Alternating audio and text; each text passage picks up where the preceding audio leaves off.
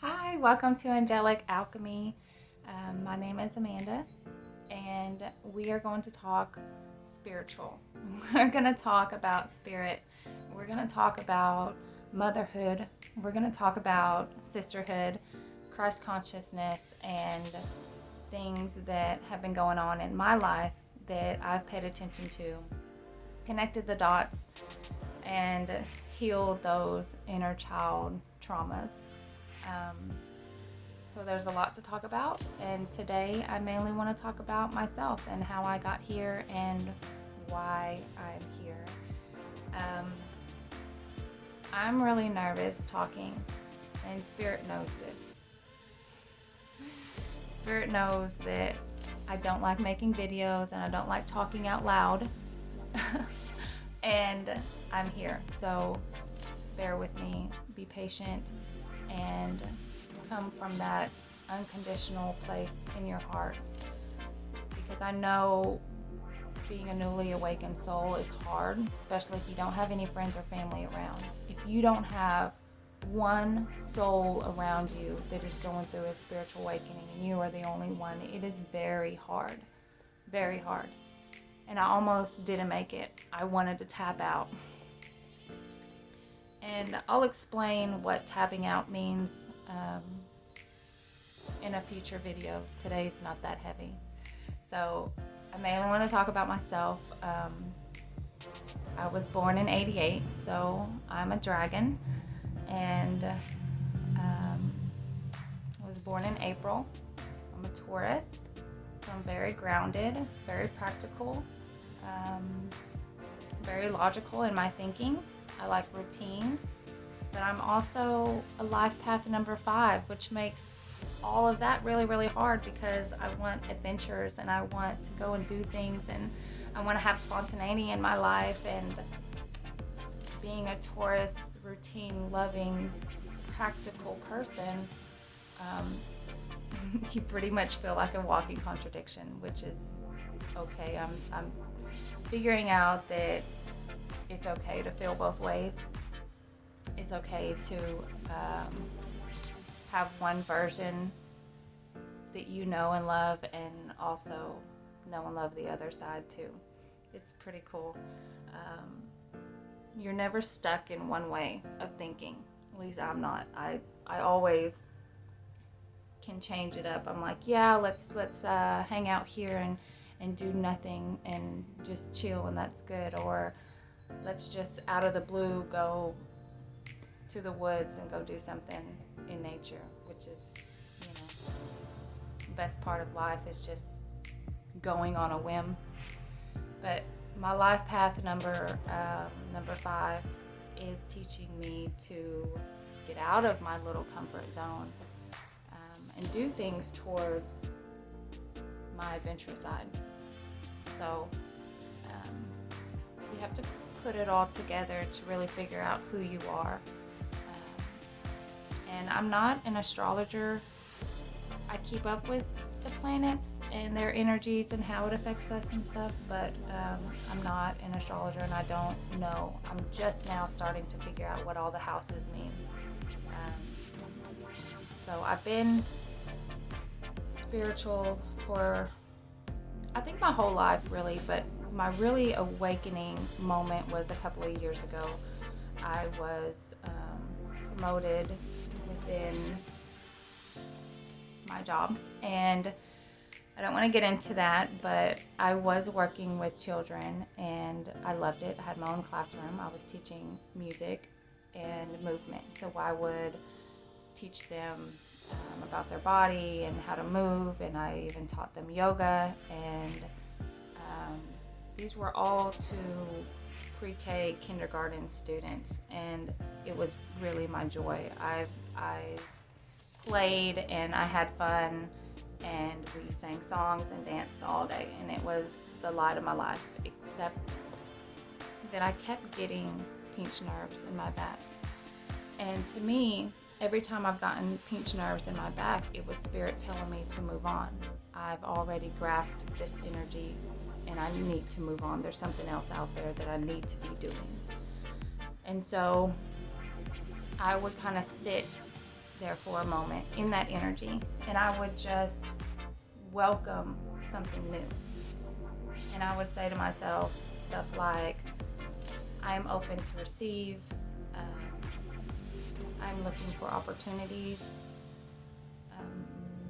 please lay out the path in front of me that I'm supposed to dive into. And eventually that path will come clear and you'll move on. And so that's what happened. I got promoted. There was a job at admin that seemed more interesting, paid more money.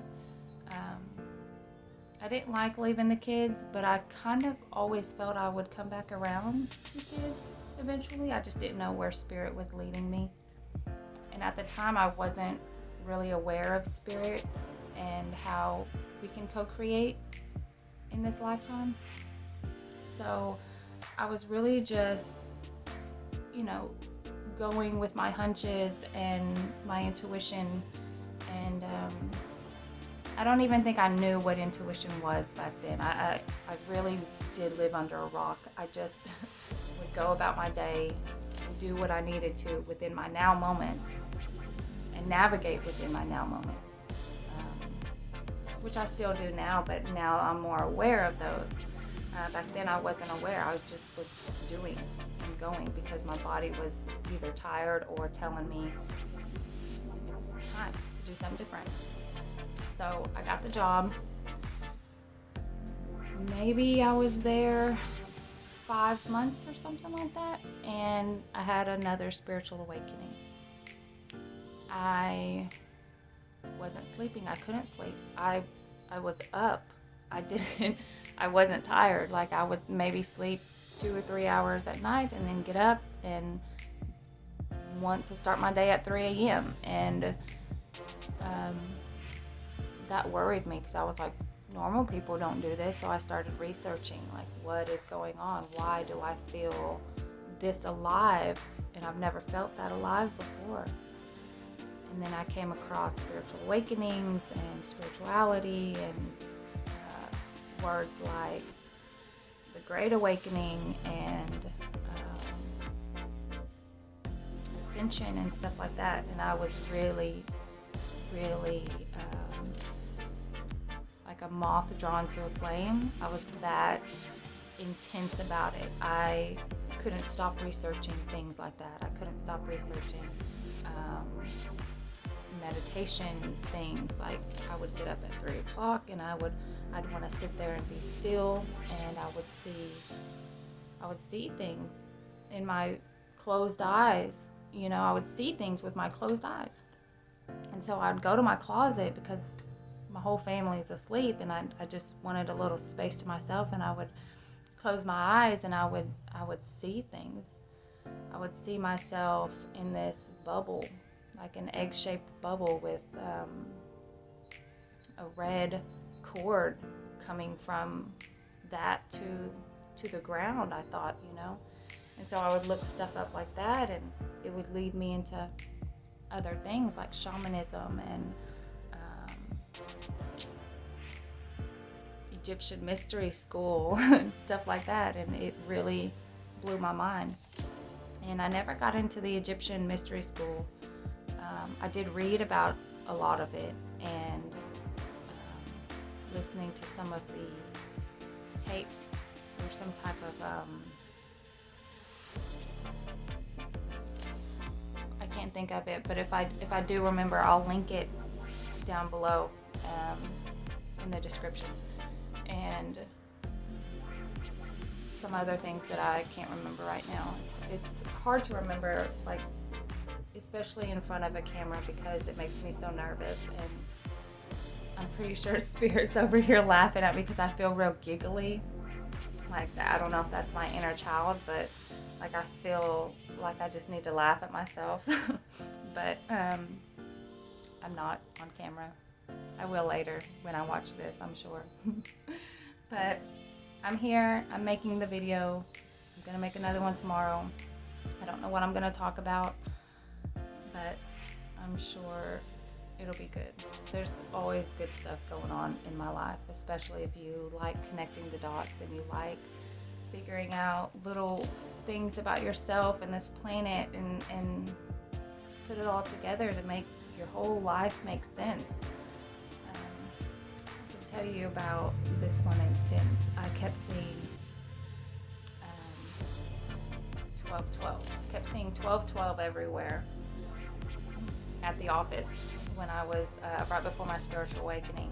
I was seeing 1212 everywhere, and I had these two huge computers in front of me so I can just do whatever. So I was researching a lot all day, and so I was researching 1212 stuff, like year 1212, or what does 1212 mean, stuff like that. And I found out that 1212 was the year that my name originated in the books, Amanda.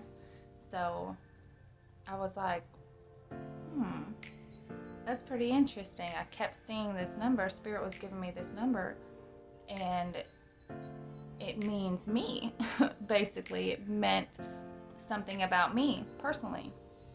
And I got all giggly again. I was geeking out again, and I was like, oh my God, they're really sending me stuff about myself. They want me to look into myself. And I was like, I've never done that before. I don't even know who I am or what I'm about, or you know, because I didn't go through certain emotions. We were always taught that not to go through certain emotions because they're bad. And now, through my spiritual journey, I realized that you need to go through those. You need to go through things like anger. You need to go through things like lying and cheating and deceiving people and stuff. You need to go through that. Not saying that you are the one doing it. It could be other people doing it to you, but you need to go through it so you can understand it. And some people need to do it to understand it, and some people need to go through it to understand it. And I'm one of those people. I have to go through things to really see it for what it is, and then come back and analyze it and figure it out and connect it and see what healings I need. But if you're not open to things like that, and you don't want to see all of these synchronicities and connect those things, then you're just going to stay where you are. There's going to be no growth. Well, I say that, but I think there is a way Spirit can get through to you through your subconscious without you actually waking up to all of this. I just think it takes a little longer maybe. And with me, I have to have that awareness with it, which I know we go through things in our dreams, and our subconscious can go through it and learn it and deal with it through that without your waking self knowing it. So I do believe that there are some things, but like, let's see, with the 7 sins or something like, the 7 sins, gluttony, anger, whatever else, you need to go through all of those. They're not sins like you should avoid them or you're going to hell. No, you have to go through them to see who you are through those things. Like, I never would have came to the realization of my complete self if I did not realize angry Amanda. Angry Amanda gets angry about things that concern her, her community, or humanity on this planet. So without knowing who my anger was inside me and accepting that, yes, I get angry about things, and I love myself because I get angry at those things, and I will continue to get angry at those things. That's not a sin. That's healing. That is completing yourself. That is grabbing those shadow aspects of yourself that they say is wrong. It's not. It's experience. You need to experience your anger. If you're Christian, then you know Jesus flipped the table at the church. Like, he was that mad. He was angry Jesus. And he flipped the fucking table because he was angry at the church for doing some shady stuff to the community, you know? And if we don't embody that, who is going to take care of our community? The government?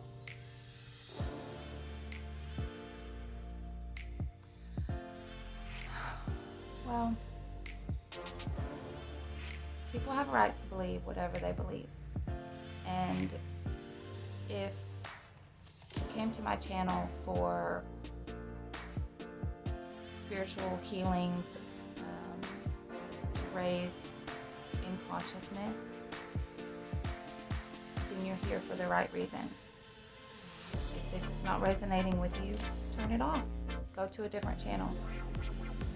Because sometimes what I can say would be very helpful and beneficial to some people on their journey, their awakening journey. But if you are not an awakened soul and you still get offended by everything people say, especially if it's different from your opinion or assumptions, this is not the channel for you. It will, what I'm teaching and trying to tell would actually be detrimental to your health, and I don't want that.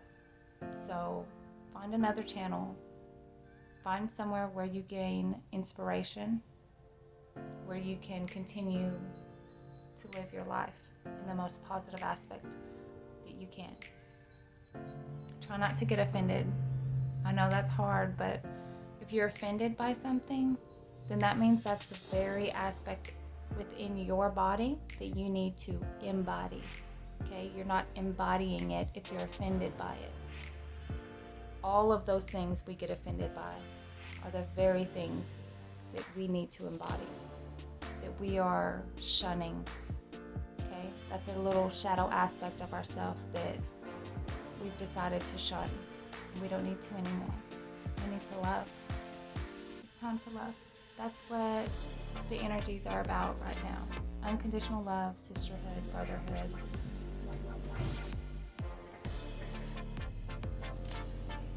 Sorry about that.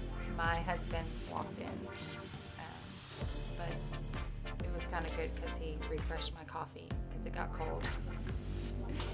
So, back to me and my spiritual awakening. A couple things you should know about me. I work with the angels, and I want to call this channel Angelic Alchemy or something like that. I think I'm going to stick with Angelic Alchemy with Amanda, just because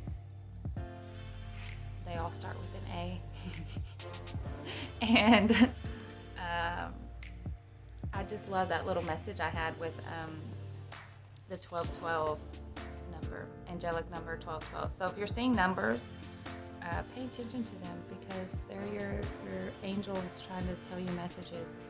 And if you don't believe in angels, or if you don't like the term angels, you can use spirit, you can use entities, you can use aliens. I don't think they like that word though. I don't think they like that word. Alien is has some really nasty energy to it just by what society has, made that word mean. I don't even think they like ETs, extraterrestrials. I would say light beings, but I like the word angels. So my angels, I do call them angels, and I do walk with them and talk with them all day long. So if you think that's weird, it gets weirder. I'm just saying, it does.